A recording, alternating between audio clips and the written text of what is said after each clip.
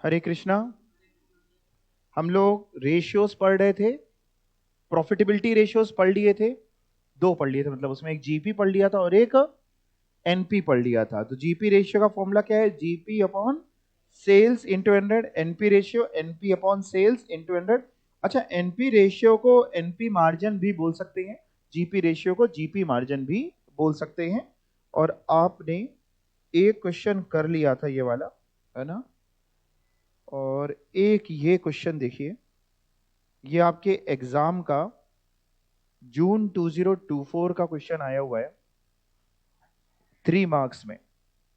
Calculate net profit margin from the following given information. तो NP निकालना है अपने को, एनपी रेशियो। और डिटेल क्या दी है? अच्छा, फॉर्मूला हम सबको बताया, एनपी अपॉन सेल्स इनटू 100। ठीक है, देखते हैं जरा डिटेल क्या है। रेवेन्यू फ्रॉम ऑपरेशंस, यानी एक तरीके से सेल्स है 17 लाख की। Cost of revenue from operation खर्चा है। सेलिंग एक्सपेंस खर्चा है। एडमिनिस्ट्रेटिव एक्सपेंस खर्चा है। डेप्रिसिएशन खर्चा है। इंटरेस्ट एक्सपेंस खर्चा है। अदर इनकम इनकम है, तो रेवेन्यू में सेल का पार्ट बन जाएगा। टैक्स रेट दिया है। तो सबसे पहले तो अगर हम बात करें, तो हमारी जो टोटल रेवेन्यू हो गया 17 लाख का ऑपरेशन से है और अदर इनकम से 45,000 का है, यानी टोटल रेवेन्यू है 17,45,000 का। अब हमें प्रॉफिट निकालना है। प्रॉफिट के लिए क्या करें? 17,45,000 में से सारे खर्चे माइनस कर दें। जरा माइनस करो ना सारे खर्चे। 17,45,000 में से 10 लाख माइनस करिए, 2 लाख, 1 लाख, 2 लाख और 50,000, 1,95,000। ये अभी जो भी आया कितना, एक दो बच्चे और बता दो हमको, फिर हम मानेंगे। 1,95,000 ये आया आपका profit before tax, earning before tax. अब इसमें टैक्स माइनस कर लोगे तो प्रॉफिट आफ्टर टैक्स यानी नेट प्रॉफिट आ जाएगा। कर पा रहे हैं सभी लोग? कुछ नहीं करना। 17,45,000 में से ये जो खर्चे हैं, ये 10 लाख से लेके 50,000 वाले ये खर्चे माइनस करने, हम कराएं minus. 17,45,000 minus 10 lakh minus 2 lakh minus 1 lakh minus 2 lakh minus 50,000, 1,95,000। ये प्रॉफिट आया बिफोर टैक्स, ईबीटी भी इसको हम बोल सकते हैं। तो टैक्स कितना है सर? 30%, 30% इसका निकालें तो 58,500 माइनस करके प्रॉफिट आफ्टर टैक्स कितना बचा? 136,500। अब बताओ, फॉर्मूला लगाओ। नेट प्रॉफिट रेशियो का एनपी ये आया 136,500 अपॉन सेल। सेल किसको पकड़ोगे? टोटल रेवेन्यू को। 17,45,000 इंटू 100, 136,500 अपॉन 17,45,000, 7.82 आएगा। 136,500 को डिवाइड करना 17,45,000 से, 7.82। तो आपका देखिए जून 2024 का आया हुआ क्वेश्चन आपने कर लिया, 3 नंबर अंदर हो गए। ठीक है, आंसर आपको दिखा देते हैं 7.82। रेशियो से बहुत क्वेश्चन आ रहे हैं, अच्छा खासा वेटेज रेशियो की है। ठीक है। तो सेल्स में कॉस्ट ऑफ सेल हटाई, जीपी आ गया। सेलिंग एक्सपेंसेस, एडमिनिस्ट्रेशन एक्सपेंसेस हटाए, ईबीटा आ गया। डेप्रिसिएशन हटाया, ईबीआईटी आ गया। इंटरेस्ट हटाया, अदर इनकम अपने ने ऐड करी, ईबीटी आया। टैक्स माइनस किया, नेट प्रॉफिट आया। तो अगर आप ऐसे एग्जैक्ट ना शो कर पाए तो लिख लिख के तो शो कर ही लेंगे ना कि सेल्स में से ही सब माइनस किया। फिर अपने ने आंसर निकाल लिया और यहाँ नोट में लिख दिया कि टोटल रेवेन्यू में एंड नेट प्रॉफिट में दोनों में अदर इनकम हमने जोड़ी है।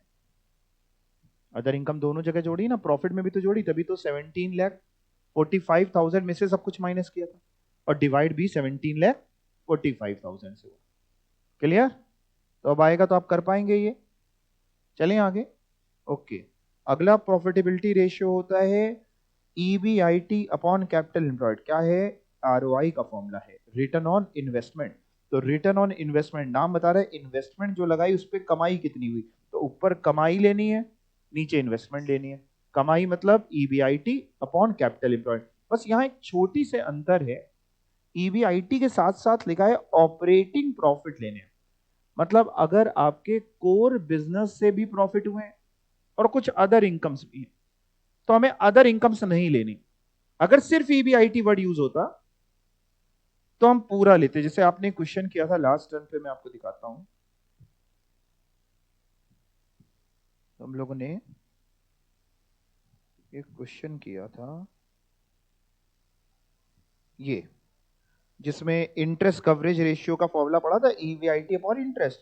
फिर ये क्वेश्चन किया था, इसमें ईबीआईटी 2,99,000 था, मिसलेनियस इनकम 9,000 थी।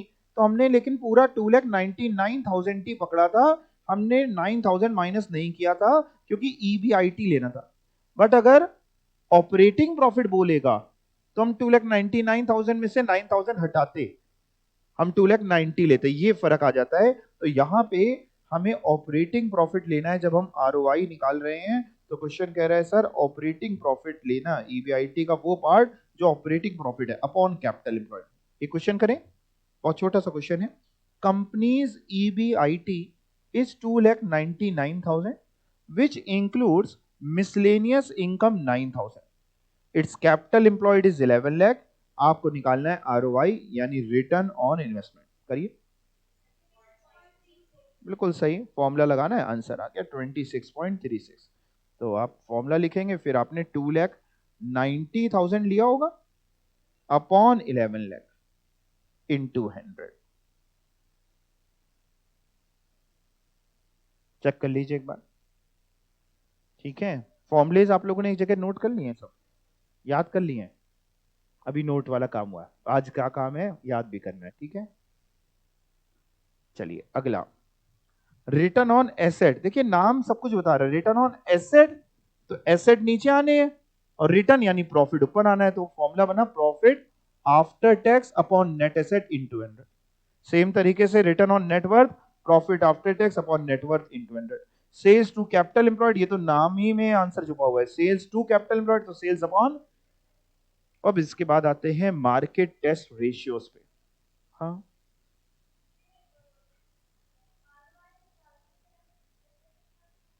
आरओआई निकालते टाइम मिसलेनियस इनकम क्यों एक्सक्लूड की?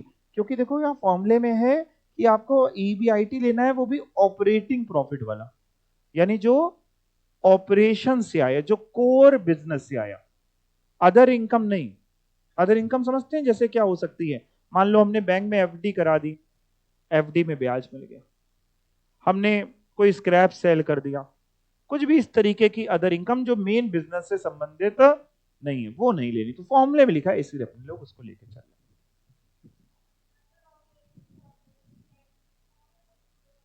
हाँ जी, अगर ऑपरेटिंग प्रॉफिट और ईबीआईटी लिखा है तो हम लोग केवल कोर वाला ले रहे हैं, और केवल ईबीआईटी लिखा है तो हम दोनों ले रहे हैं, ठीक है। और कोई डाउट किसी का? नहीं, ठीक है, वापस चलें फिर। ओके, अगला तो बड़ा आसान आ रहा है, EPS, market test ratios. EPS earning per share तो हम सबको निकालना आता ही है, आपने पूरा लेवरेज में पढ़ा था ना, sales less variable cost, contribution less fix cost, EBIT less interest, EBT less tax, EAT less preference dividend, earning available for equity shareholder divided by number of equity shares. तो earning per share यानी EPS आ जाएगा, easy है। तो देखते हैं formula क्या है, profit available for equity shareholder upon number of equity share. Profit available बोलो या अर्निंग अवेलेबल बोलो, एक ही बात होती है, आप अर्निंग अवेलेबल भी लिख सकते हो। तो earning available for equity shareholder upon number of equity share. एक क्वेश्चन देखते हैं, net profit 1,50,000, preference dividend 25,000, taxes 10,000, number of equity share 1 lakh, what is EPS? तो 1.5 लाख का नेट प्रॉफिट दिया है, 1.15, ये आंसर आ रहा है, वेरी गुड, सही है। अच्छा, ये 1.5 लाख का नेट प्रॉफिट दिया और टैक्स अलग से दिए, तो आप क्या मानेंगे, नेट प्रॉफिट बिफोर टैक्स दिया है कि नेट प्रॉफिट आफ्टर टैक्स दिया है? अगर टैक्स दे रहा है साथ में तो इसको बिफोर टैक्स ही मानो, तभी टैक्स का कुछ ट्रीटमेंट होगा। अगर आप आफ्टर टैक्स एज्यूम कर लेंगे तो टैक्स का कुछ करना ही नहीं। तो यानी एक तरीके से हम ये मान रहे हैं कि ये दिया हुआ है हमको अर्निंग बिफोर टैक्स 1,50,000 की, उसमें से पहले टैक्स माइनस किया 10,000 का, तो अर्निंग आफ्टर टैक्स आ गई 1,40,000 की। उसमें से माइनस किया क्या बताइए, प्रेफरेंस डिविडेंड। प्रेफरेंस डिविडेंड है 25,000 का, तो बचा अर्निंग्स अवेलेबल फॉर, किसके लिए बच रही हैं, इक्विटी शेयर होल्डर्स। कितनी बच रही हैं, 1,15,000, और इसको डिवाइड कर दीजिए नंबर ऑफ इक्विटी शेयर से। नंबर ऑफ इक्विटी शेयर्स आपके कितने हैं, 1 लाख। तो ईपीएस आ गया earning per share 1.15। Easy question था, पक्का। अगला रेशियो आता है पी रेशियो, फुल फॉर्म है प्राइस अर्निंग रेशियो। इसके फुल फॉर्म में ही इसका आंसर छुपा है। ऊपर लेना है प्राइस यानी मार्केट प्राइस एमपीएस, नीचे लेना है EPS, price earning ratio MPS upon EPS.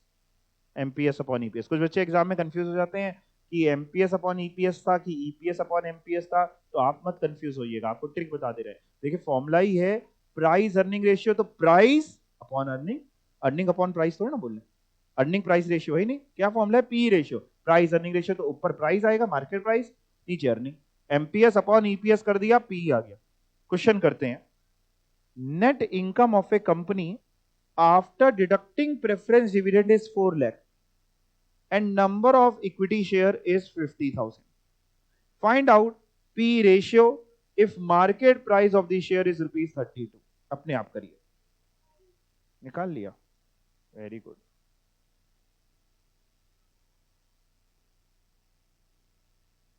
MPS आपको दिया है, सबसे पहले ईपीएस निकाल लो, फिर आंसर अपने आप ही आने लगेगा। एमपीएस तो 32 रुपीज दिया है, मार्केट प्राइस पर शेयर 32 रुपीज दिया है, अर्निंग पर शेयर अभी निकालना सिखाया वो निकाल लो। तो इजी है, कोई टफ नहीं है ये। 4 आ रहा है, कितने बच्चों का 4 आ रहा है, ठीक है, इजी है। क्या किया आपने, ईपीएस कितना निकला 4 लाख डिवाइडेड बाई 50,000 कितना 8, और फिर 32 को 8 से किया डिवाइड, तो कितना आया 4, आंसर है 4। ठीक, इजी है।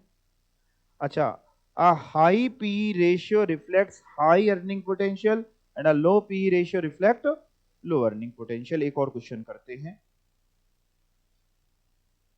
केजे लिमिटेड पैड दिया है 1,06,000 का, equity share capital 3,50,000 rupees of ₹10 each, market price 45, P निकालना है, करिए। हाँ आ गया आंसर, मैच हो रहा है।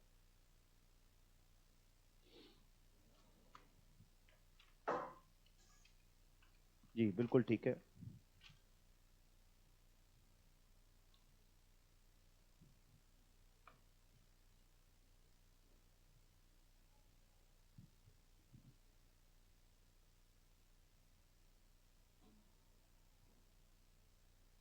$14.85 सबका आ गया।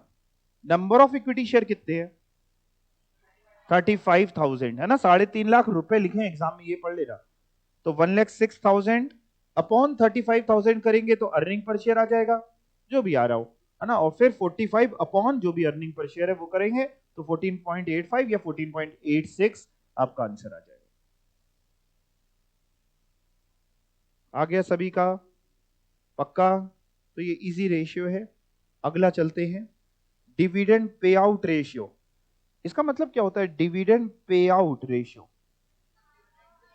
मान लो हमने 100 रुपए का अर्निंग पर शेयर कमाया, 100 रुपए अर्निंग पर शेयर कमाया और पूरे 100 रुपए बांट दिए, तो 100%। आपने डिविडेंड पॉलिसी का एक चैप्टर पढ़ा था, डिविडेंड डिसीजन का, उसमें आपने यही तो देखा था कितना डिविडेंड बांटे हैं, वॉल्टर मॉडल, गॉर्डन मॉडल, याद है आपको। तो साहब आपने क्या किया, 100 रुपए कमाए, लेट से डिविडेंड बांटा 40 रुपए का, तो आपका डिविडेंड पे आउट रेशियो 40%। 100 रुपए अर्निंग पर शेयर कमाई, 40 रुपीज बांटे, तो 40% पे आउट है, समझ रहे हैं। अच्छा 50 रुपए कमाए और 20 रुपए बांटे, 50 रुपीज का अर्निंग पर शेयर है, डिविडेंड पर शेयर है 20 रुपीज का, तो अभी 40% क्या किया, 20 डिवाइड बाई 50 इंटू 100, तो डिविडेंड पे आउट रेशियो यही बताता है, dividend per share upon earning per share. Percentage में निकालना हो तो इंटू 100 कर सकते हैं, नहीं परसेंटेज में चाहिए तो इंटू 100 ना करें। हायर पे आउट रेशियो मींस अगर पे आउट रेशियो ज्यादा आएगा इसका मतलब रिटेन्ड अर्निंग कम है, और अगर ये कम आएगा तो यानी रिटेन्ड अर्निंग ज्यादा है। डिविडेंड यील्ड रेशियो, सर ये क्या होता है, दोनों में कोई अंतर है क्या सर, पे आउट में और यील्ड में? बिल्कुल अंतर है, बताता हूं क्या। यील्ड रेशियो का फॉर्मूला है dividend per share upon market price into 100। मान लीजिए एक कंपनी कह रही है हम इस बार डिविडेंड बांटेंगे 10% का, 10% डिविडेंड बांट रही है, तो वो 10% ऑफ द फेस वैल्यू बांटती है। एक शेयर है अगर मान लो 10 रुपए की फेस वैल्यू का, और वो डिविडेंड बांट रही है 10%, डिविडेंड दे रही है आपको कितने परसेंट, 10%। 10% ऑफ अर्निंग नहीं बोल रहा हूं, पे आउट रेशियो नहीं बोल रहा हूं, उससे बाहर आई है, 10% डिविडेंड बांट रही, तो 10% किसका बांटेगी, 10 रुपए का, 10% 1 रुपए। यानी अगर मैं इस कंपनी के शेयर में इन्वेस्ट करता हूं तो मेरे को 10% डिविडेंड मिला, ऐसा ही तो लगता है, मार्केट में सभी को ऐसा लगता है, बट असलियत अलग होती है। सुनो असलियत क्या होती है। मान लो ये शेयर मैंने खरीदा और ये शेयर था, मार्केट प्राइस इस शेयर का था 100 रुपए, तो मैंने खरीदा 100 रुपए में, और मेरे को कंपनी ने डिविडेंड दिया 1 रुपए में। कंपनी तो कह रही है हम 10% दे रहे हैं, बट 10% तुम फेस वैल्यू का दे रहे हो, हमने 10 में थोड़ा ना खरीदा है, हमने तो कितने में खरीदा है, 100 में। यानी अगर मैं अपनी यील्ड निकालता हूं, इफेक्टिवली हमको 1% रिटर्न मिला है, इफेक्टिवली 10% रिटर्न हमको मिला ही नहीं, 1% रिटर्न मिला है, क्योंकि हमने 10 थोड़ी ना इन्वेस्ट करे थे, हमने तो 100 इन्वेस्ट करे थे और आपने 1 रुपए दिए। तो 100 का अगर निकालें, 1 रुपीज 1/100 इंटू 100, ये होता है डिविडेंड यील्ड। समझ पा रहे हैं फेस वैल्यू और यील्ड का फर्क, समझ पा रहे हैं आप लोग? हाँ, तो ये आपका मार्केट प्राइस से निकलता है कि डिविडेंड मिला 1 रुपए, मार्केट प्राइस चल रहा है 100 रुपए का, तो भैया मिला 1% है, 10% नहीं मिला है। ये होती है यील्ड। क्लियर, सबको समझ में आ गया? अब आइए, एक्टिविटी रेशियो और टर्नओवर रेशियो बहुत इंपॉर्टेंट रेशियोज हैं, जिसमें सबसे इंपॉर्टेंट ये है, वेरी वेरी वेरी इंपॉर्टेंट, पता नहीं इंस्टीट्यूट को क्या है, इससे बहुत पूछता है, स्टॉक टर्नओवर रेशियो या स्टॉक वेलोसिटी, इससे बड़ा बार पूछ रहा है। पढ़ें क्या है ये ratio sir? This ratio measures how many times a company's inventory has been sold during the year. If the inventory turnover ratio is low, it means either the inventory is growing or sale are dropping। कुछ कम समझ में आया? पहला formula देखते हैं, फिर ऊपर आपको दोबारा समझाऊंगा। देखिए साहब, स्टॉक टर्नओवर रेशियो का फॉर्मूला होता है COGS upon average stock. COGS यानी cost of good sold upon average stock. बोलिए। हाँ, बोल देता हूं। अच्छा, एक काम करो,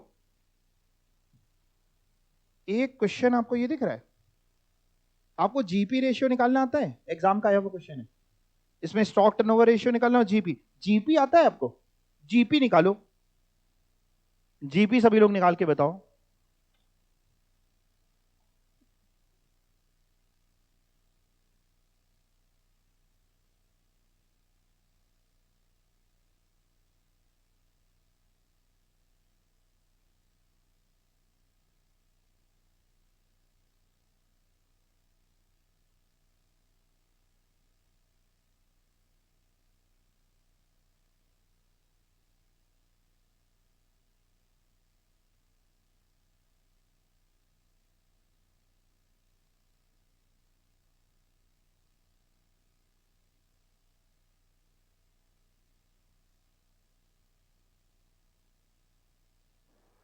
जीपी रेशियो निकालो, लॉस आ रहा है।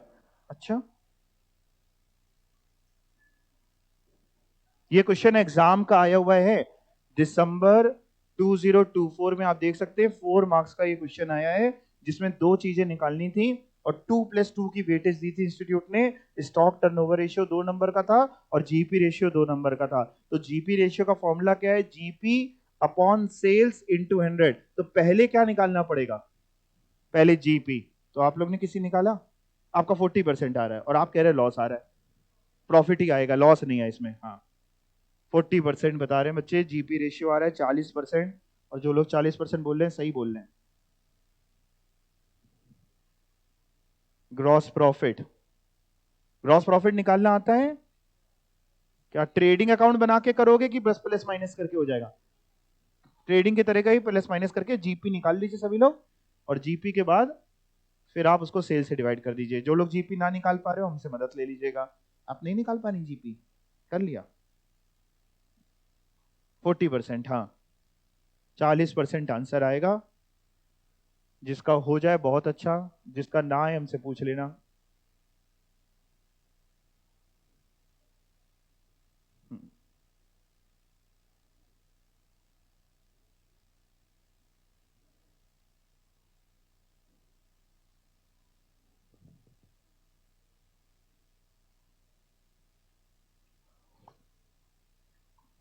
किसका किसका 40% आ गया? ओके, बाकी लोग इसमें भी झूल रहे हो? क्या किया तुम लोगों ने स्कूल में? सभी बर्बाद कर दिया क्या? जीपी नहीं निकाल पा रहे हो? जीपी निकालो, सेल से डिवाइड कर दो। सेल मतलब नेट सेल उठाना, sale minus sale return. 15 lakh की नेट सेल है, 40% आ रहा है अभी भी, लेकिन बहुत कम बच्चों का आ रहा है, क्या करें? नालायकों को सिखाना पड़ेगा है।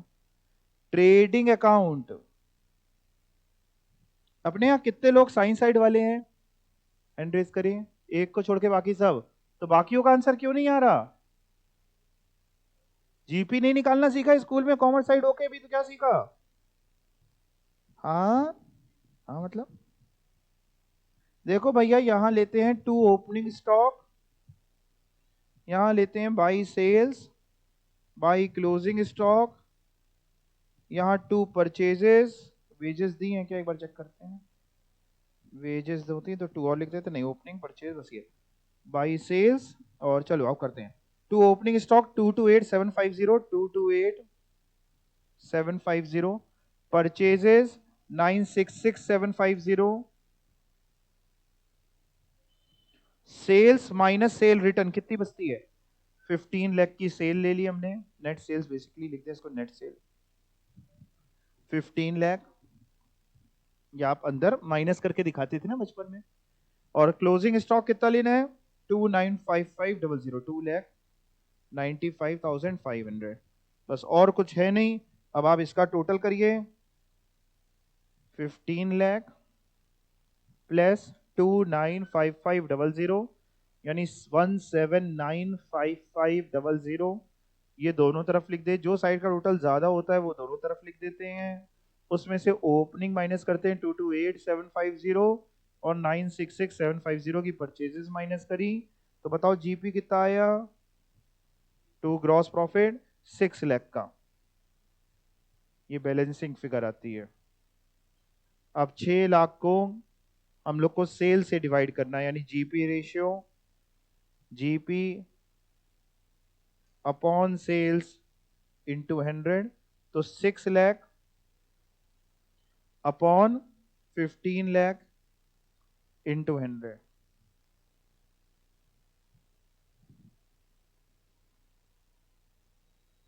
आपको एग्जाम में ट्रेडिंग अकाउंट बनाने की कोई जरूरत नहीं, प्लस माइनस करके कर लेना। प्लस माइनस कैसे करोगे? क्लोजिंग स्टॉक और सेल जोड़ोगे, minus opening stock minus purchases, wages होती तो वो भी माइनस हो जाती, तो जीपी आ जाएगा, फिर जीपी अपॉन सेल। बस एक लाइन में दिखा देना कि जीपी इज इक्वल टू, हमने ये किया है sale plus closing stock minus opening stock minus purchase. Trading मत बनाने बैठ जाना वहां पे। ट्रेडिंग इसलिए बनाया है कि जो नालायक भूल गए हैं कि ट्रेडिंग बनाया करते थे या कैसे जीपी निकलता था, उनकी याददाश्त वापिस आ जाए। आ गया? हो गया जीपी? अब चलो वापस चलो इसी में जो सीख रहे थे। हैं, बड़ा गजनी हो तुम लोग। हमने बोला था, मैम बोल रही थी? अच्छा, हाँ ये सही मैम ने बोला, सही बात है। मतलब सिर्फ मेरी क्लास में नहीं होता तुम लोग का, सभी क्लास में डिब्बा गोल है। चलो अच्छा ठीक है। तो फॉर्मूला है सीओजीएस अपॉन एवरेज स्टॉक। एक और फॉर्मूला भी है, अगर सीओजीएस वगैरह ना पता हो तो फिर हम raw material consumed upon average stock कर सकते हैं, बट इसको यूज करने के चांसेस बहुत कम आएंगे। पहली प्रेफरेंस हमारी इसी में रहती है, सीओजीएस अपॉन एवरेज स्टॉक, जिसमें एवरेज स्टॉक कैसे निकलता है sir, opening stock plus closing stock divide by 2 करके। इसके अलावा सर सीओजीएस कैसे निकलता है वो भी सिखा दो, यहां लिख लो, आप शीट में लिख लो, सीओजीएस इज इक्वल टू, लिखो, opening stock plus purchases plus wages plus direct expenses minus closing stock.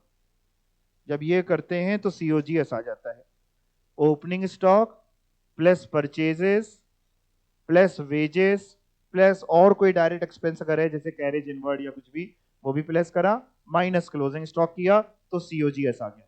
फिर सीओजीएस अपॉन एवरेज स्टॉक अगर आप कर दोगे, आपका स्टॉक टर्नओवर रेशियो आ जाएगा।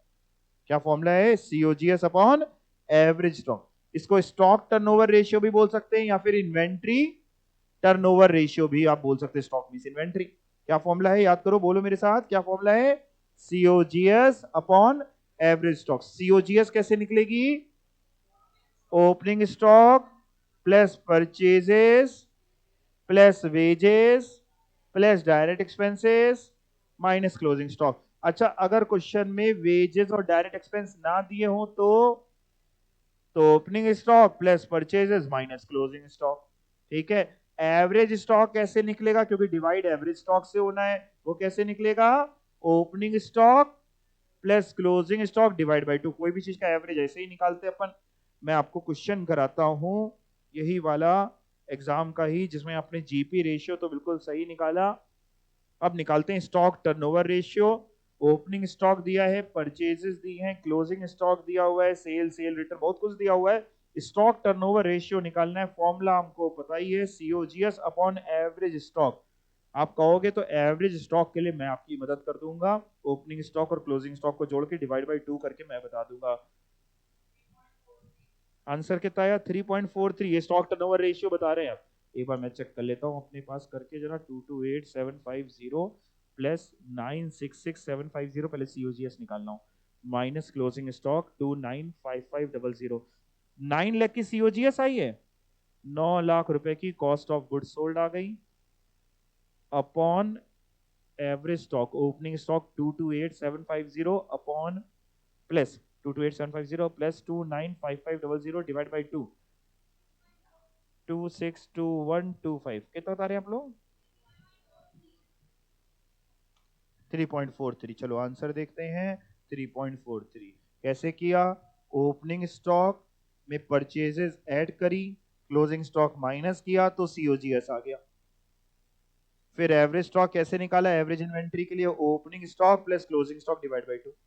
फिर सीओजीएस अपॉन एवरेज इन्वेंट्री करा, इन्वेंट्री टर्नओवर रेशियो आ गया। आ गया, एग्जाम में आएगा, कर लेंगे। छोड़ के क्यों आ जाते हैं एग्जाम में, छोड़ेंगे तो नहीं एग्जाम में। Sale minus sale return up net sale, GP GP ratio. कुछ बच्चों के नंबर आते हैं सिंगल डिजिट में, 2 नंबर 4 नंबर 100 में से एग्जाम में, तो वो बच्चा मतलब कुछ भी नहीं पढ़ के गया था ना, यही तो मतलब हुआ। वही ये भी निकाल देता तो 4 नंबर तो इसी में मिल रहे हैं। अब इतना भी अगर किसी बच्चे को एग्जाम में नहीं आता तो उसके अंदर पास होने का मन ही नहीं है कि नहीं। अच्छा, कुछ बच्चे एक और अलग अलग भांति भांति के बच्चे होते हैं।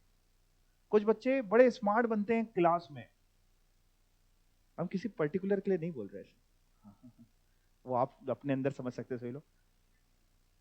वो बहुत स्मार्ट बनते हैं, दूसरे को दिखाते हैं बड़े स्मार्ट हैं, लेकिन एग्जाम में जब रिजल्ट आता है डिब्बा गोल हो जाता है।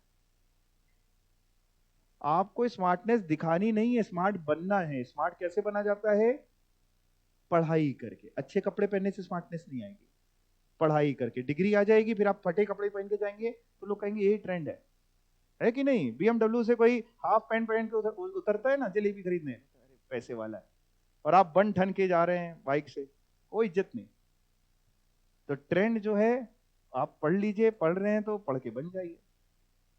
तो मैं ये इसलिए बीच में बोल रहा हूं कि जब मैं पेपर देखता हूं ना, उसके बाद जब कुछ बच्चों के नंबर आते हैं ना, तो मेरे को बड़े अंदर से तकलीफ होती है कि इसका मतलब इसने बिल्कुल ही माँ बाप के पैसों में पानी डाल दिया। चलो अगर 30-35 लाख के फेल हुआ होता, फेल तो तब भी ही है, लेकिन समझते कि हाँ चलो इसने थोड़े से एफर्ट डाले थे। लेकिन जो 2 4 5 6 8 9 नंबर ऐसे बच्चे होते हैं, आप ही में से कुछ, उसने कोई एफर्ट्स नहीं, उसको वो जो 2 4 नंबर मिले वो भी साफ सफाई के मिल गए, पेपर छोड़ आया वो। और आप जब एग्जामिनेशन हॉल में जाएंगे तो आपको दिखाई देगा कि कुछ कुछ बच्चे आधे आधे 1 1 घंटा उठ के, 1 घंटे के अंदर उठ के चले जाते हैं, होता है ना ऐसा। हाँ, 1 घंटा मिनिमम बैठना पड़ता है, इसलिए उनको मजबूरी में 1 घंटा बैठना पड़ता है, उसके बाद वो चले जाते हैं। वो थे जो पढ़ के ही नहीं आए थे। आप नहीं उठ के जाना। अच्छा, कुछ क्या होता है, जैसे पहला जब एग्जाम होता है तब ज्यादा भीड़ मिलेगी, दूसरे एग्जाम में आपको दिखाई देगा बीच बीच की सीटें खाली हैं। उन बच्चों ने घर पे जाके हथियार डाल दिए। हथियार नहीं डालने। पहला पेपर नहीं अच्छा हुआ, कोई बात नहीं, हम दूसरा अच्छा करेंगे, तीसरा अच्छा करेंगे, चौथा अच्छा करेंगे, हम सारे पेपर करके आएंगे, हम बीच में नहीं छोड़ेंगे। हमने एग्जामिनेशन फीस दी है ना इंस्टीट्यूट को, तो हम सारे पेपर क्यों ना अटेम्प्ट करें। कुछ बच्चे कहते हैं नहीं मम्मी, पहला नहीं अच्छा हुआ तो बाकी देने का फायदा क्या है। बहुत तरीके के भांति भांति राग पहनाते हैं आप लोग घर वालों को, और घर वाले मान भी जाते हैं। हम लोग के समय में तो घर वाले हम लोग की बात मानते नहीं, चप्पलें चल जाती थी। हाँ, तो हम लोग ज्यादा राग पहना नहीं पाते थे। आज के बच्चे राग बहुत पहना देते हैं। तो कोई पेपर नहीं छोड़ना है, और पढ़ लो, मैं बार बार बोल रहा हूं, टाइम ना वेस्ट किया करो। कुछ बच्चे मैं देखता हूँ क्लास के बाद भी बहुत टाइम वेस्ट करते हैं। इतना है ही नहीं आपके पास जितना वेस्ट करे दे रहे हैं। आपके एग्जाम में गिने चुने दिन हैं, टाइम वेस्ट करना आप अफोर्ड नहीं कर सकते, इतने दिन नहीं है आपके पास। चलो, तो जिनको समझना होगा वो समझ गए होंगे। अब एक और क्वेश्चन हमारे पास, ये भी जून 2024 का ही क्वेश्चन है। ये 7 नंबर का क्वेश्चन है, यानी ये क्वेश्चन था दिसंबर 24 का, ओके, और ये जून 24 का है। अभी एक आपको वो एनपी वाला मैंने कराया था, वो कब का था। एनपी वाला देखो मैंने क्या लिखा था उस, वो जून 24 का था। हाँ, मतलब जून 24 से 10 नंबर का इससे था। इस बार भी दिसंबर 24 में भी काफी है। मतलब पेपर का जो पहला केस स्टडी क्वेश्चन है वो रेशियो पे, रेशियो एनालिसिस पे केस स्टडी है पहली पूरी, 3 पन्नों का क्वेश्चन। इसलिए मैं कह रहा हूं पढ़ लो पढ़ लो पढ़ लो ध्यान से। चलो ये देखते हैं, ये इधर देखना पड़ेगा आपको, बाकी आपके पास एग्जाम से आप डाउनलोड कर सकते हैं। इधर देखिएगा, following information is provided for X limited. क्या इंफॉर्मेशन है सर, बैलेंस शीट दी हुई है एक्स लिमिटेड की as on 31 March 2023, equity and liability, amount in lakh, amount in lakh, okay. Shareholder fund, shareholder fund में क्या है सर, शेयर कैपिटल है, शेयर कैपिटल में इक्विटी कैपिटल है, divided in share of face value of ₹10।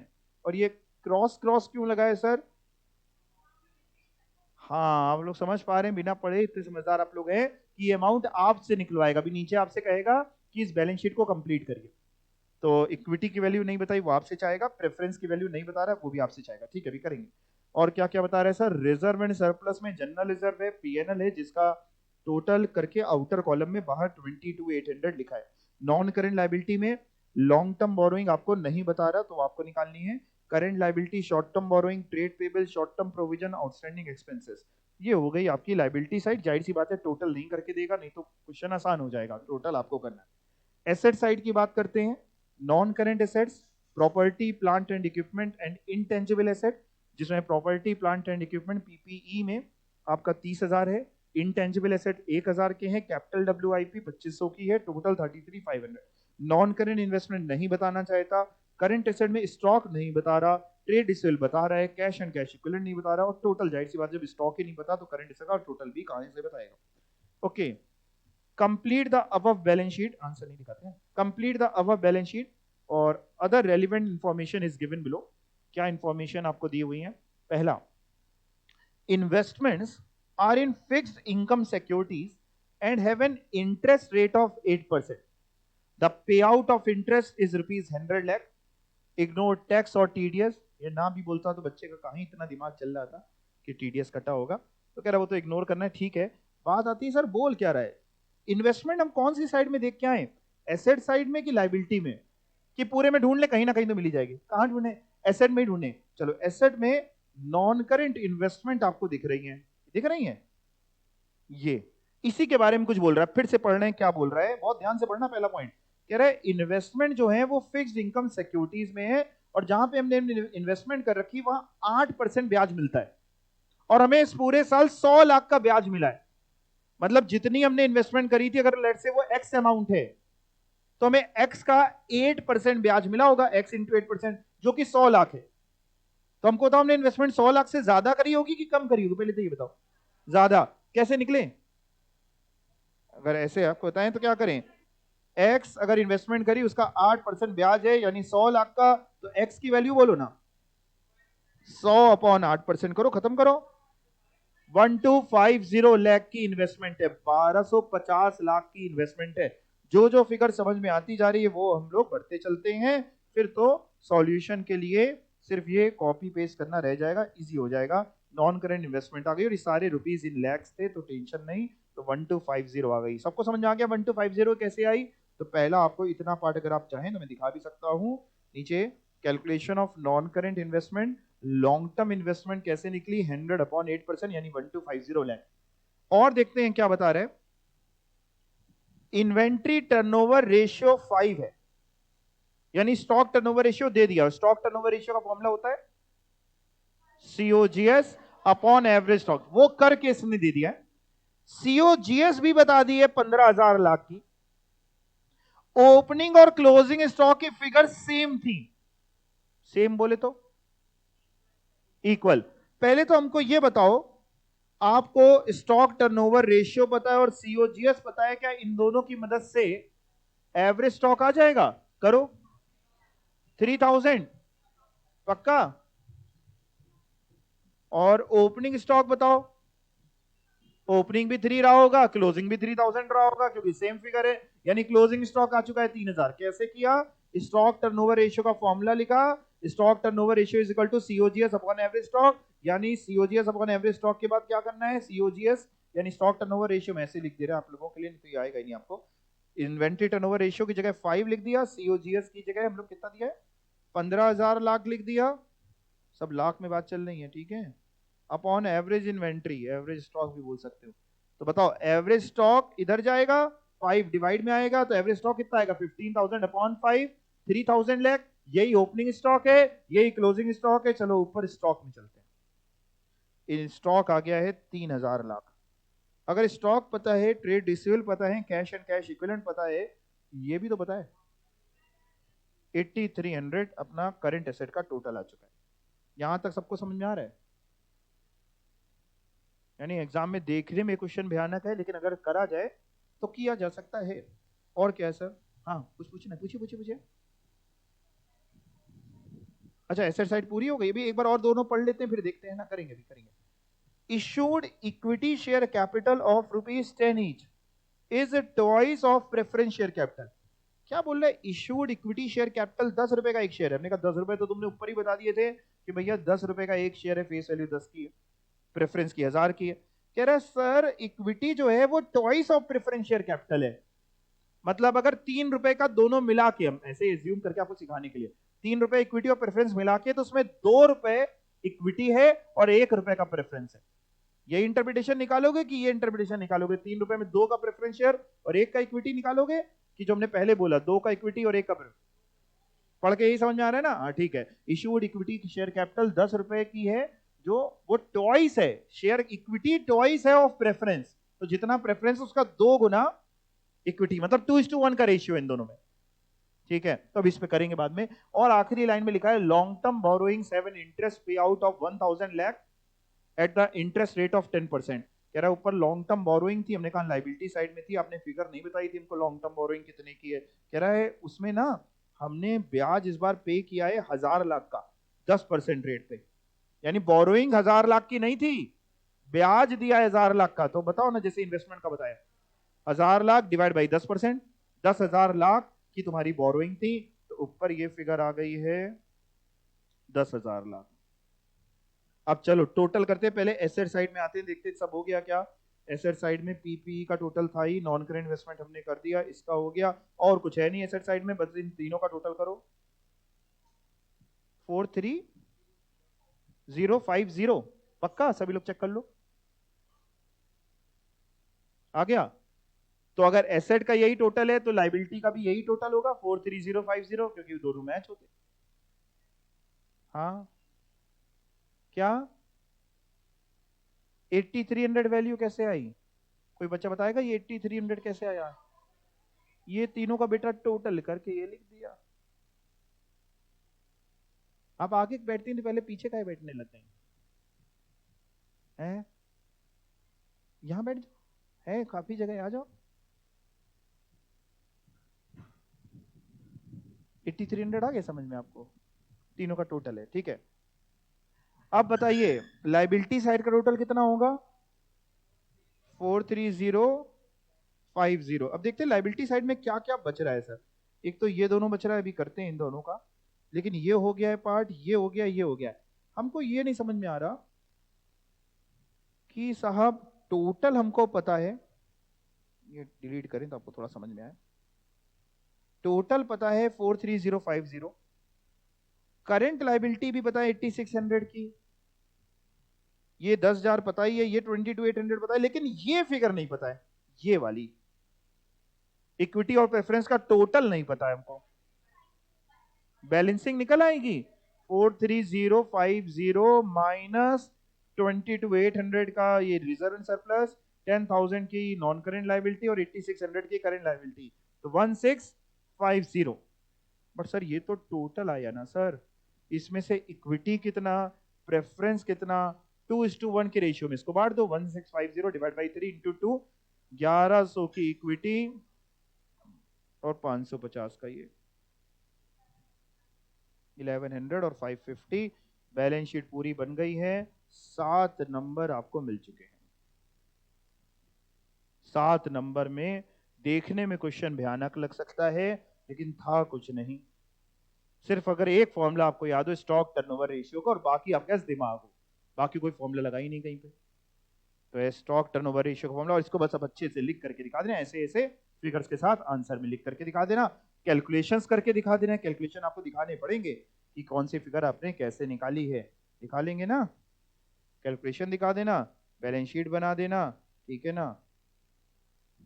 ये सब calculation का part है, गाइडलाइन आंसर देखना सब मिलेगा, और फिर शेयर कैपिटल, इक्विटी, प्रेफरेंस सब करके बढ़िया सुंदर सा दिखा दिया। बोलो कोई डाउट?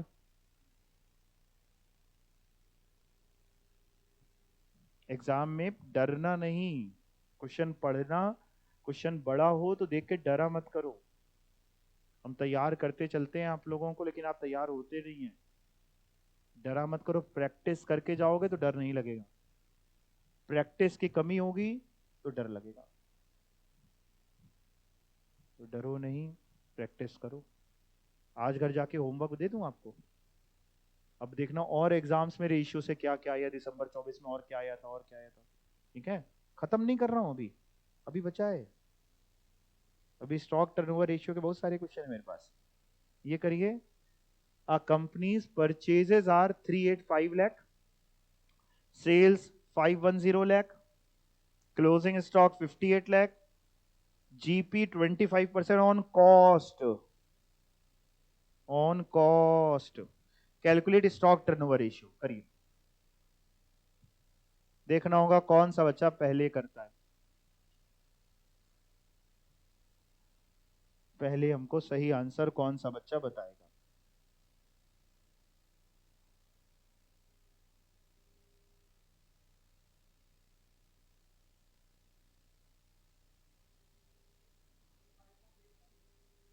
वेरी गुड, बहुत बढ़िया। अब देखना होगा दूसरा बार में कौन पहले आंसर बताएगा, सेकंड नंबर पे कौन आता है।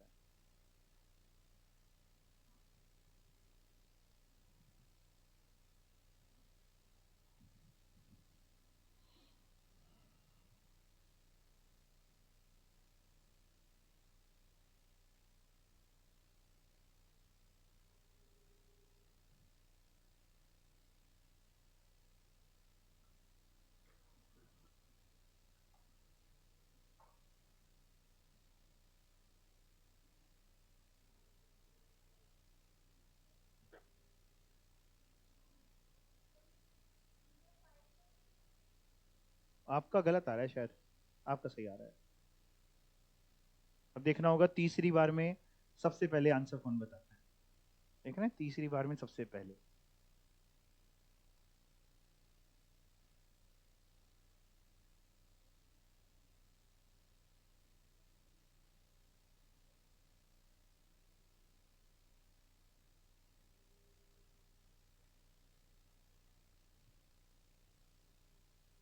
ये हटा लो।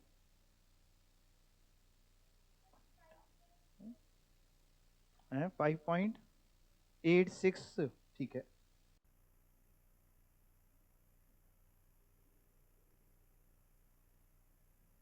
सॉल्यूशन लिख के खाली नहीं बैठा जाता, कुछ तो करो, लिखो, इसमें गलती सही कुछ तो लिखो। लिखोगे नहीं तो कुछ नहीं होगा जिंदगी में। सब चीज कैलकुलेटर पे थोड़ी ना हो जाएगी कि कैलकुलेटर पहले पूरा आंसर निकाल दे फिर लिखेंगे, ऐसा थोड़ी ना होता है। पहले लिखा जाता है, फिर आंसर आता है, गलत होता है तो काटा जाता है उसको, बिना लिखे थोड़ी ना हो जाएगा मैथ से। बिना लिखे आप खाली बैठे रहेंगे, इसे तो बैठे ही रह जाएंगे जिंदगी में।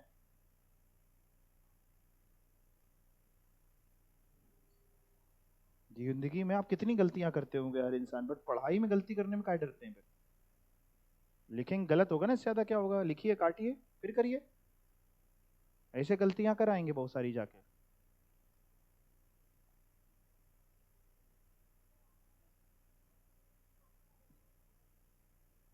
फिर से निकालो, गलत आ रहा है तो। सही आंसर आएगा 5.87। 5.87 टाइम्स ये सही आंसर है। जिनका ये आ जाए बहुत अच्छा है, अगला करें, ना आ रहा हो तो फिर से करें। अगली वाले का आंसर भी थोड़ा रुक जाए, पहले ये सब लोग डाइजेस्ट कर लें, फिर अगला खाने में जाएंगे।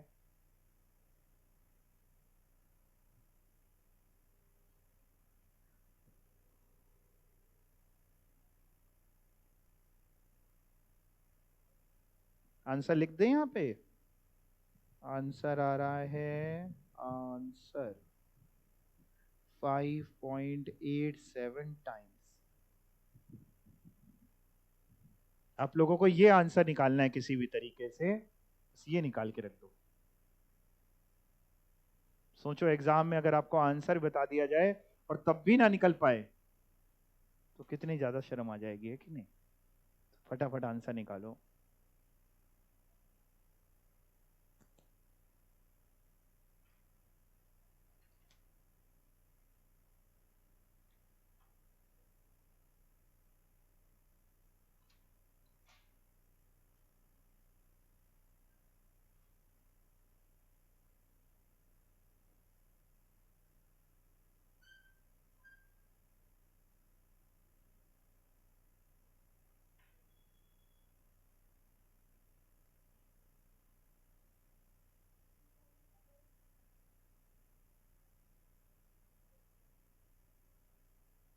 ऑनलाइन वाले बच्चों आप लोग कर रहे हो सॉल्व।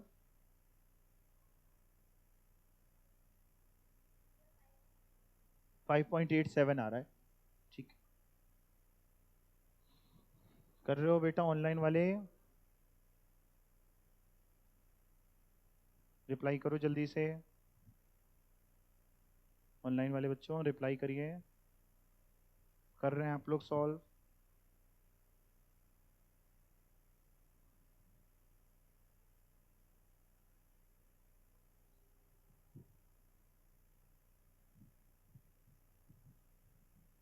कर रहे हैं।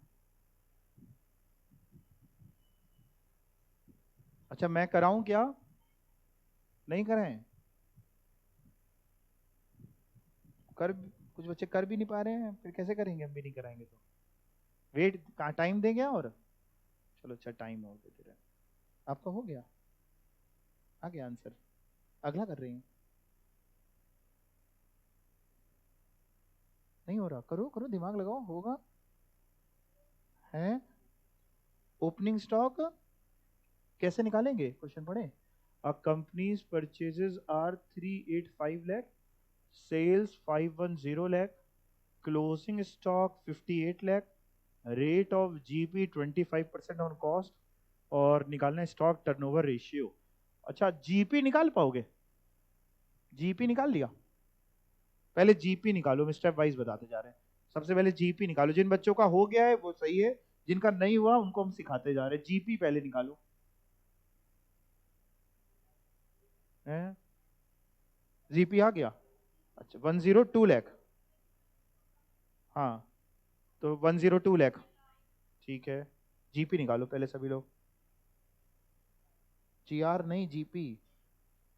आर नहीं, पी पी। जीपी।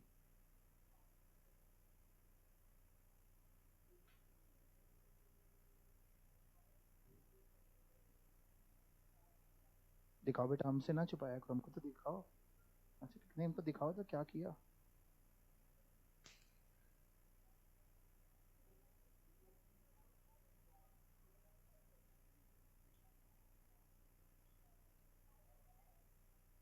कौन सा क्वेश्चन है? ये वाला, यही वाला है। परचेजेस। ये 325 लाख लिखा है, क्या लिखा है ये? 2 लिखा है। 8 8 सही बनाया, और 2 लग रहा है।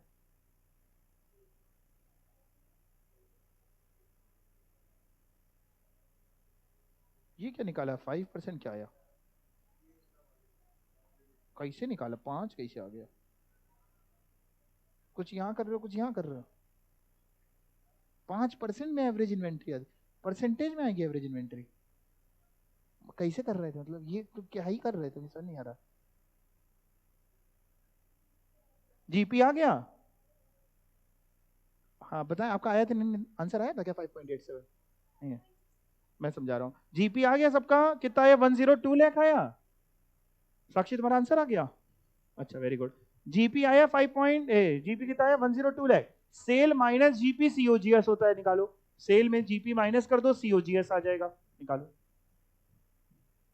सेल में जीपी माइनस कर दो, सीओजीएस आ जाएगा। जीपी निकल गया ना। 25% ऑन कॉस्ट का मतलब है 20% ऑन सेल। और 510 का 20%, 102 लाख आएगा, 102 लाख। सेल में से जीपी माइनस कर दिया, सीओजीएस आ गया। सीओजीएस कितनी आई? 408 लाख। 408 लाख ये आ गई। अब सीओजीएस का एक और फॉर्मूला सिखाया था, वो लिखो। COGS is equal to opening stock plus purchases minus closing stock, ये लिखो। COGS is equal to opening stock plus purchases minus closing stock, लिखा? अभी एक बार और रिवाइज करा दे रहा हूं, देखो। सबसे पहले एक बार देख लो सभी लोग इधर, जिनका नहीं आ रहा अभी भी। स्टॉक टर्नओवर रेशियो का हमने फॉर्मूला लिखा, हमें वो निकालना था, तो हमें सीओजीएस अपॉन एवरेज स्टॉक चाहिए। अब हम पीछे पड़ गए कि हमें दोनों चीजें चाहिए। सीओजीएस कैसे निकाली? जीपी हमको बताया 25% कॉस्ट का है, यानी 1/4 होगा कॉस्ट का, यानी 1/5 होगा सेल का। तो सेल का 1/5, 102 लाख। सीओजीएस आया sale minus GP, 408 lakh. Question कह रहा था कि सर आप स्टॉक टर्नओवर रेशियो निकालिए, जिसके लिए सीओजीएस पता चल चुकी है 408 lakh.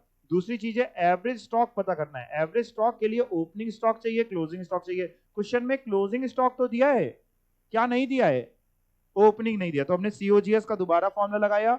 Opening plus purchase minus closing. COGS की जगह लिख दिया 408 लाख, अब ये भी निकाली थी। ओपनिंग की जगह ओपनिंग, परचेज दी है, क्लोजिंग दिया, ओपनिंग आ गया। अब देखो, ओपनिंग आ गया, क्लोजिंग 58 लाख पता है, एवरेज स्टॉक आ गया, opening stock plus closing stock divide by 2, average आया 69.5। स्टॉक टर्नओवर रेशियो का फॉर्मूला लगाया, 5.87 आंसर आ रहा है। अब तो आ ही जाएगा। आपने कर लिया तो, लेकिन स्पीड को बढ़ाना पड़ेगा घर पे, ठीक है? हो गया?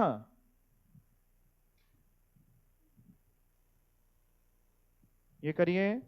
Opening stock 1,75,000, total purchases 10,75,000, including cash purchase 1,75,000, sale 15 lakh, out of which 20% cash basis, closing stock 150, calculate stock turnover ratio. अच्छा, ठीक है, गुड। बाकी लोग करो। अब ये कम से कम करके बता देना सभी लोग।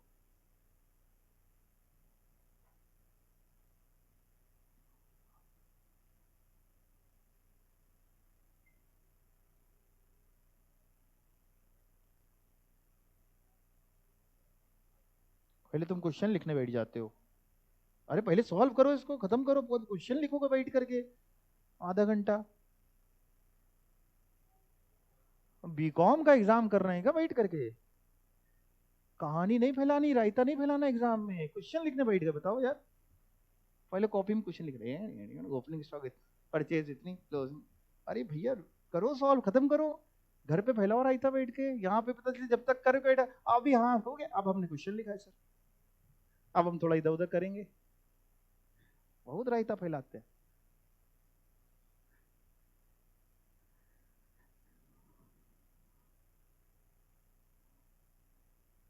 क्वेश्चन तो हमने आपको शीट में दिया ही है ना, करो जल्दी से सॉल्व करो।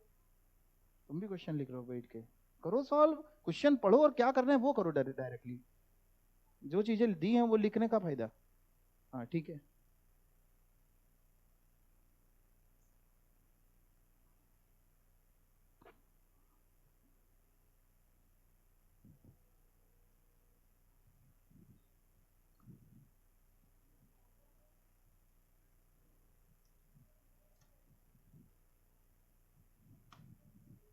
कितना आया रिधिमा? ठीक है अगला करो।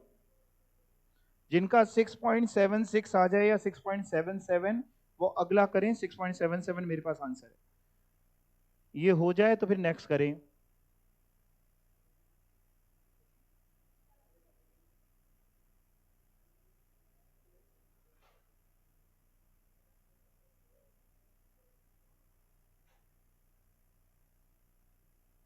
आ गया ना आंसर?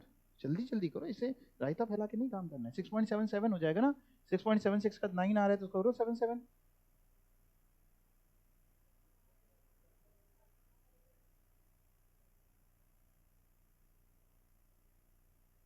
एवरेज स्टॉक 12,000 आ गया, वहां 5% आ रहा था, 12,500 आ गया एवरेज स्टॉक। कौन सी गणित से निकाला है? ओपनिंग स्टॉक कितना दिया था? 1,75,000 ओपनिंग स्टॉक था, और क्या किया फिर? क्लोजिंग स्टॉक कितना? 1.5 लाख। फिर क्या किया? दोनों को जोड़ के डिवाइड बाई 2 करके 12,500 आ गया। एक बार हमको दिखाओ कौन सा कैलकुलेटर है, जरा करो एक बार सामने। मतलब 1,75 और 1.5 लाख के बीच की फिगर 12,500 कैसे हो सकती है?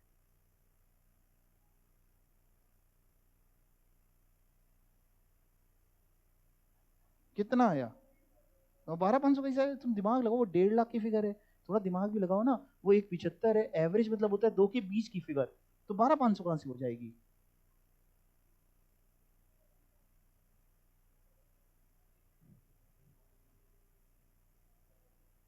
मैडम आपने कुछ किया, कर लिया आपने सॉल्व?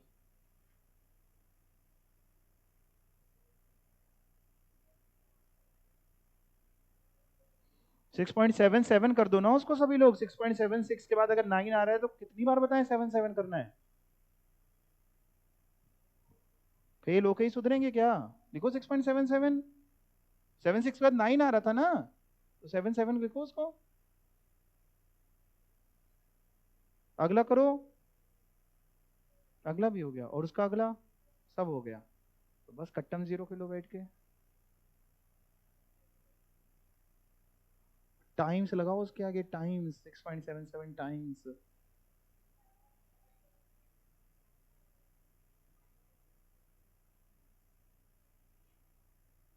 नहीं आया तुम्हारे 6.77 आया? वो हो गया, अगला कर रहे हो। टोटल परचेज में कैश परचेज का क्या करेंगे हम लोग? कुछ भी नहीं करेंगे। कैश परचेज सिर्फ आपको कंफ्यूज करने के लिए दी है। और ये किसका क्या करोगे? जो आउट ऑफ दिस 20% सेल जो है कैश बेसिस पे, इसका भी कुछ नहीं करेंगे। ना कैश परचेज का कुछ करना है, ना कैश सेल का कुछ करना है। ये सिर्फ आपको कंफ्यूज करने के लिए दिया और आप कंफ्यूज हो गए, तो कंफ्यूज नहीं होना है, इन दोनों का कुछ नहीं करना है।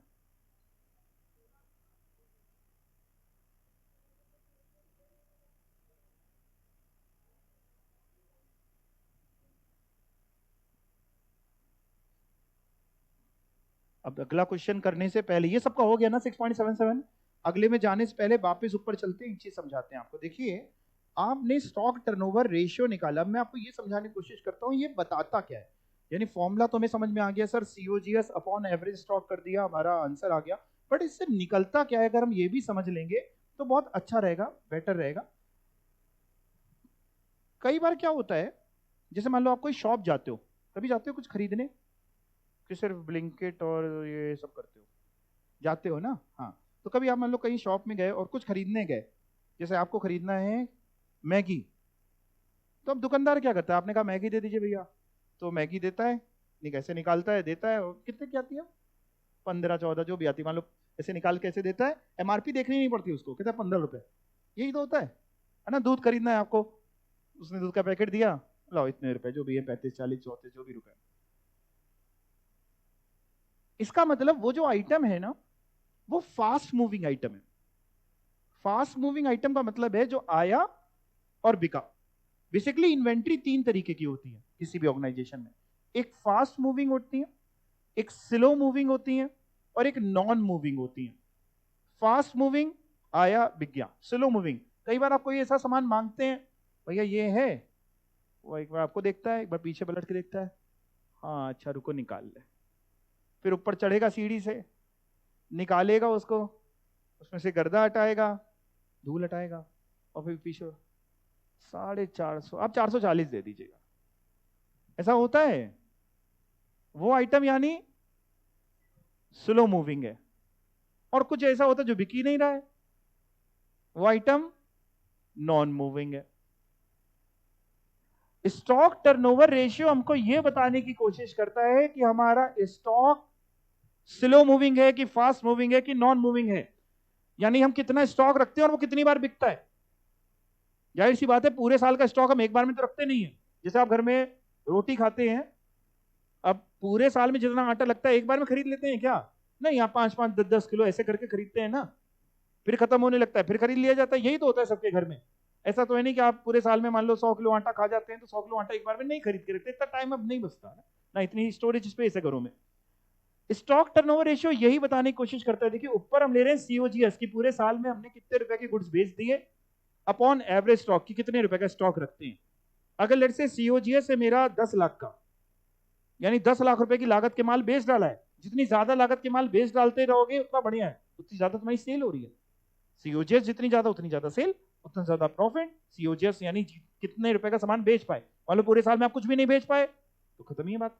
तो पूरे साल में जितना ज्यादा बेच पाए वो सीओजीएस हो गई आपके, जितने का माल लागत का माल बेचा। अपॉन कितना आप स्टॉक रखते हो।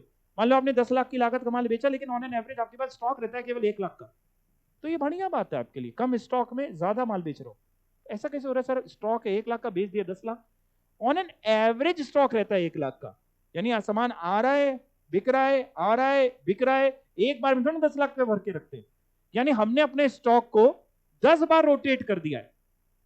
अगर 10 लाख अपॉन 1 लाख करें 10 टाइम्स, ये है फास्ट मूविंग। यानी स्टॉक टर्नओवर रेशियो अगर ज्यादा आ रहा है तो इसका मतलब है कि आपका बिजनेस सही चल रहा है। लेकिन अगर स्टॉक टर्नओवर रेशियो कम है, बहुत कम है, let's say stock turnover ratio आपने निकाला, आपने सीओजीएस आई आपकी 1 लाख और एवरेज स्टॉक है 80,000, तो ये बहुत कमाने वाला है। कमाने वाला है कि नहीं? जो भी आएगा कह रहा है, अगर बहुत कम आ रहा है इसका मतलब इन्वेंट्री आपकी ग्रो हो रही है या सेल ड्रॉप हो रही है। इन्वेंट्री या तो स्टॉक बहुत ज्यादा है या सेल धीमे धीमे करके गिरती जा रही है।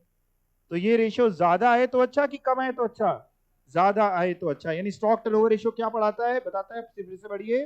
This ratio measures how many times a company inventory has been sold during the year. कितनी बार आपने अपना स्टॉक बेच दिया। मान लीजिए एक छोटा व्यापारी है, उसके पास केवल 500 रुपए हैं इन्वेस्ट करने के लिए, और उसको एक व्यापार करना था, कुछ समझ में नहीं आ रहा था क्या करें आज के इस महंगाई के दौर में। उसने एक बढ़िया बिजनेस सोचा, उसने कहा यार मार्केट से हम कैलकुलेटर खरीद के लाएंगे 100-100 रुपए के 5, उसको 150-150 रुपए के बेच डालेंगे। तो मार्केट में गया, 5 कैलकुलेटर खरीद के लाया, और फिर उसने कोशिश करके घूम फिर के एक दिन में उसको बेच दिया। 100 के खरीद के लाया, 150 का बेच दिया, यानी 50 × 5 250 का फायदा। फिर वो गया अगले दिन 505 कैलकुलेटर खरीद के लाया, फिर बेच दिए। तो ऑन एन एवरेज कैलकुलेटर का स्टॉक तो 5 ही रहता है, लेकिन ऐसे करके पूरे साल में उसने 500 कैलकुलेटर बेच दिए। तो उसका स्टॉक टर्नओवर रेशियो बहुत ज्यादा है, यानी बहुत अच्छी बात है, कम इन्वेस्टमेंट में ज्यादा मुनाफा। समझ रहे हैं, ये होता है एसटीआर, स्टॉक टर्नओवर रेशियो। तो जितना ज्यादा है उतना बढ़िया, जितना कम आ रहा है इसका मतलब आपके यहाँ सामान बहुत पड़ा हुआ है जो किसी कायदे का किसी काम का नहीं है। ठीक है जी सर, स्टॉक टर्नओवर रेशियो तो समझ में आ गया, फिर ये क्या लिखा है, स्टॉक वेलोसिटी क्या लिखा है? देखो स्टॉक टर्नओवर रेशियो जो आता है ना वो टाइम्स में आता है कि 10 टाइम्स, स्टॉक का 10 टाइम्स हमारी सेल है, माल बिक जाता है, जितना ज्यादा है उतना अच्छा, 5 टाइम्स 6 टाइम्स अभी आपने निकाला। अगर हमें दिनों में निकालना है कि हमारा स्टॉक खरीदने के बाद कितने दिन रखा रहता है और उसके बाद बिकता है, जैसे कोई स्टॉक हमने खरीदा, खरीदने के बाद 4 दिन में बिक गया, कोई स्टॉक खरीदा 40 दिन में बिका, कौन सा बढ़िया है? 4 दिन वाला। स्टॉक वेलोसिटी ये बताती है कि आपका स्टॉक खरीदने के बाद कितने टाइम में आप रखते हैं और उसके बाद बिकता है, यानी दिनों में आता है। तो दिनों में आता है तो अगर ये कम आएगा तो बेटर होगा, ज्यादा आएगा तो गलत है, यानी स्टॉक टर्नओवर रेशियो का रिवर्स। स्टॉक टर्नओवर रेशियो ज्यादा आए तो अच्छा, स्टॉक वेलोसिटी कम आए तो अच्छा। आप चाहें तो अपने शब्दों में इसको लिख सकते हैं। और स्टॉक वेलोसिटी निकलती कैसे है सर? स्टॉक टर्नओवर रेशियो का रेसिप्रोकल करके। इसका उल्टा कर दे तो क्या बनेगा? Reciprocal average stock upon COGS. और दिनों में चाहिए होता है तो मल्टीप्लाई 365 डेज। कुछ लोग महीनों में मांगते हैं तो 12 महीने, कुछ एक मल्टीप्लाई करेंगे, मतलब दोनों नहीं मल्टीप्लाई हो जाएंगे, और लिखा है। तो स्टॉक वेलोसिटी का फॉर्मूला स्टॉक टर्नओवर रेशियो का रेसिप्रोकल है। स्टॉक टर्नओवर रेशियो का फॉर्मूला क्या था? COGS upon average stock. Stock velocity का क्या हुआ? Average stock upon COGS into 365, और मंथ्स में निकालना है तो इंटू 12। अगर मान लो एग्जाम में स्टॉक टर्नओवर रेशियो दे दिया है और स्टॉक वेलोसिटी पूछ रहा है, बाकी कुछ नहीं दिया, एवरेज स्टॉक नहीं दिया, सीओजीएस नहीं दिया, कुछ नहीं दिया, आपको एग्जाम में दे रहा है सर हमारा स्टॉक टर्नओवर रेशियो है, हमारा स्टॉक टर्नओवर रेशियो है 12 टाइम्स, या 6 टाइम्स कर देते चलो इसको, स्टॉक टर्नओवर रेशियो है 6 टाइम्स का। कह रहे सर आप बताओ स्टॉक वेलोसिटी कितनी होगी, मे बी दिन में, मे बी महीने में, जिसमें आपको बताना है, मंथ में बताओ। चलो अच्छा, स्टॉक वेलोसिटी कैसे निकालें सर? भाई स्टॉक वेलोसिटी का फॉर्मूला अभी आपने पढ़ा, average stock upon COGS into महीनों में अगर निकालें तो इंटू 12 महीने, दिनों में निकालते तो इंटू 365। ये जो फॉर्मूला है ये स्टॉक टर्नओवर रेशियो का रेसिप्रोकल है कि नहीं? तो इसकी जगह लिख सकते हैं 1 upon S T R, S T R stock turnover ratio into 12 is equal to S V. तो एस वी कितना होगा? 1/6 इंटू 12, कितना? 2 मंथ्स। और अगर स्टॉक वेलोसिटी देगा और स्टॉक टर्नओवर रेशियो पूछेगा तो भी बता लोगे? पक्का? फॉर्मूला याद रखोगे? स्टॉक टर्नओवर रेशियो का फॉर्मूला बोलो, COGS upon average stock. Velocity का फॉर्मूला बोलो, average stock upon COGS into 12 या 365। ठीक है, अब आपको क्वेश्चन की तरफ लेके चलता हूं। और लिख लिया तुमने? स्टॉक वेलोसिटी जितनी कम है उतनी अच्छा, स्टॉक टर्नओवर रेशियो जितना ज्यादा आएगा उतना अच्छा।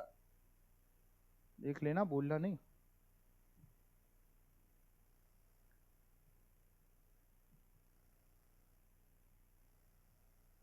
आइए, एक क्वेश्चन है, जीपी रेशियो 20%, स्टॉक वेलोसिटी 6 महीने। इसका मतलब ये हुआ कि हम जो सामान खरीदते हैं वो 6 महीने स्टॉक में ऑन एन एवरेज रखा जाता है, उसके बाद बिकता है।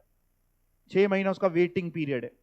GP for the year ended amounts to 5 lakh, stock of the year is 20,000 more than what it was at the beginning of the year. तो क्लोजिंग स्टॉक पूछ रहे हैं, तो मैं चाहूंगा सबसे पहले आप अपने आप करें। आंसर तो लिखा ही, देख के तो नहीं बता रहे ना, कर लिया है? पक्का? कितने बच्चों का हो गया 10,10,000? वेरी गुड, बाकी बच्चे अपने आप करें, मैं टाइम देता हूं। आप लोग जिनका नहीं हो रहा है वो ये सोचिए कि जिन्होंने कर लिया वो भी तो बच्चे ही हैं, हम भी कर सकते हैं। कंपटीशन की फीलिंग रखिए कि जब वो निकाल सकता है तो हम क्यों नहीं कर सकते।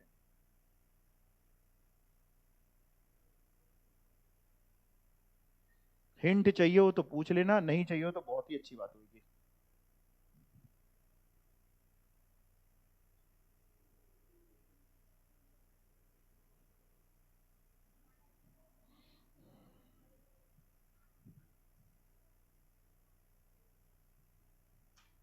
सोचा करो कि क्या कर सकते हैं, जीपी रेशियो है, जीपी है, क्या निकल सकता है इससे? ऐसे दिमाग लगा के आगे चला, कोई जीपी रेशियो दे दिया, जीपी दे दिया, क्या निकल सकता है? जीपी रेशियो का फॉर्मूला लगा करके क्या सेल निकल सकती है? ऐसे करो, ऐसे दिमाग लगा लगा के करना पड़ता है।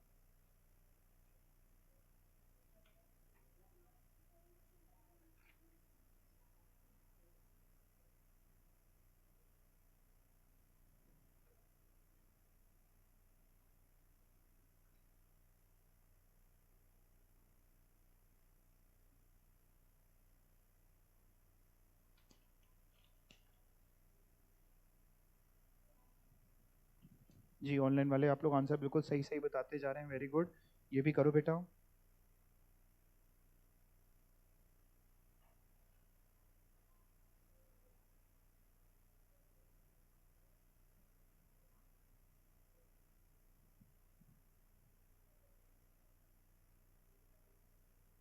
जब जीपी आ जाए, सेल आ जाए, तो सीओजीएस भी आ जाएगी। सेल में जीपी हटा दोगे, सेल में से जीपी माइनस कर दोगे, सीओजीएस आ जाएगी। सब कुछ हम बताते जा रहे हैं आप लोगों को। चलो इतनी देर में हम करते भी चल रहे हैं। जो बिल्कुल हथियार डाल के बैठे हैं वो देख भी सकते हैं। जीपी रेशियो का फॉर्मूला लगा देता हूं मैं पहले, जीपी अपॉन सेल्स इंटू 100। तो जीपी रेशियो 20 दिया है, जीपी हमको दिया है 5 lakh, upon sales into 100, that mean sale हो जाएगी मेरी कितना, 25 लाख। ठीक है, 25 लाख की सेल हो जाएगी। अब मैंने क्या करना है, सीओजीएस निकालनी है। COGS is equal to sales minus GP. Sale है 25 लाख की, जीपी है 5 लाख का, यानी सीओजीएस हो गई है मेरी 20 लाख की। अब मैं क्या कर रहा हूँ, स्टॉक वेलोसिटी का फॉर्मूला लगा देता हूँ। Stock velocity is equal to average stock upon COGS, और इंटू यहाँ 12 करना पड़ेगा क्योंकि एवरेज स्टॉक अपॉन सीओजीएस, क्योंकि ऊपर महीनों में दिया ना, 6 महीने, तो इंटू 12। तो ये 6 दिया है, is equal to average stock नहीं पता, निकाल लेंगे। सीओजीएस कितनी है, ये 20 लाख की ना, 1 2 3 4 5 है ना, हाँ 20 लाख की सीओजीएस लिख दी, इंटू 12। सॉल्व करो इसको, एवरेज स्टॉक हो जाएगा ये तुम्हारा 10 लाख। अब एवरेज स्टॉक का फॉर्मूला लगाओ। एवरेज स्टॉक जो होता है वो opening stock plus closing stock divide by 2 होता है, डिवाइड बाई 2। ओपनिंग स्टॉक और closing stock divide by 2। Average stock पता है 10 लाख, लेकिन ये दोनों नहीं पता है। क्वेश्चन कह रहा है stock of the year is 20,000 more than what it was at the beginning of the year. इस लाइन का मतलब क्या है, जितना, हाँ, जितना ओपनिंग स्टॉक था उसका 20,000 ज्यादा क्लोजिंग स्टॉक है। Stock for the year is 20,000 more than what it was at the beginning of the year. तो बिगिनिंग में जितना भी था ओपनिंग प्लस 20,000 क्लोजिंग है। मतलब हम क्या कर रहे हैं, देखना ध्यान से, हम एवरेज स्टॉक की जगह वही लिख देते हैं जो भी निकाला, 10 लाख। एवरेज स्टॉक की जगह 10 लाख, ओपनिंग स्टॉक की जगह ओपनिंग स्टॉक ही लिखा रहने देते हैं, और क्लोजिंग स्टॉक जो है वो ओपनिंग प्लस 20,000 है। 20,000 ओपनिंग से ज्यादा है, तो क्लोजिंग की जगह मैं क्या कर रहा हूं, ओपनिंग स्टॉक प्लस 20,000 अपॉन 2। इससे मैं ओपनिंग स्टॉक सॉल्व कर लूंगा, कितना आएगा,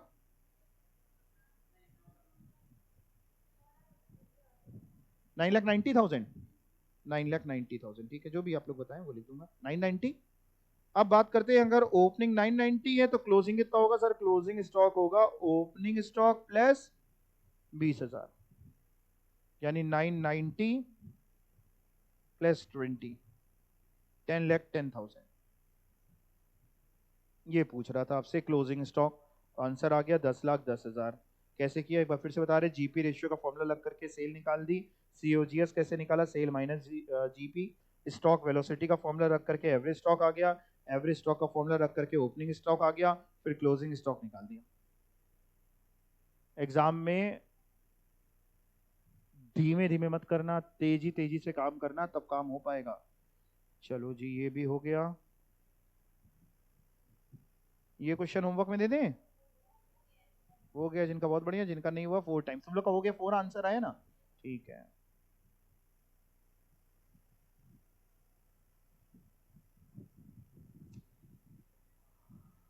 हैं? चलो यहां से फिर अगली टर्न पे पढ़ेंगे, ठीक है।